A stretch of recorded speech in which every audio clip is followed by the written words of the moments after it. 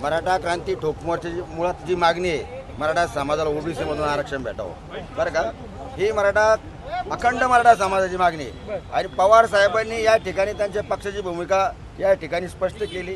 त्यांनी सांगितलं का ओबीसी बांधवांच्या आरक्षणाला धक्का न लागता मराठा समाजाला आरक्षण द्यावं, आमच्या आरक्षणाला त्या पाठिंबा राहील. पण पवार साहेबांनी या ठिकाणी स्पष्ट सांगितलं का मराठा समाजाला जर ओबीसी मधून आरक्षण भेटत असेल तर बाकीचा समाज या ठिकाणी नाराज होईल. तुम्हाला मी सांगू इच्छितो की मराठा क्रांती ठोक मोर्चानं जी मोहीम हातामध्ये घेतली होती त्या मोहिमेच्या माध्यमातून आज आमचं आंदोलन या ठिकाणी समाप्त झालेलं आहे. जी भूमिका घेतलेली आहे येत्या 2 ते 4 दिवसाच्या आत मराठा क्रांती ठोक मोर्चाच्या वतीनं पत्रकार परिषद घेऊन त्या ठिकाणी जाहीर आम्ही करणार आहोत की ह्या कोणत्या पक्षांनी कशा पद्धतीनं या ठिकाणी मराठा समाजाच्या आंदोलनाचा या ठिकाणी फायदा घेतला.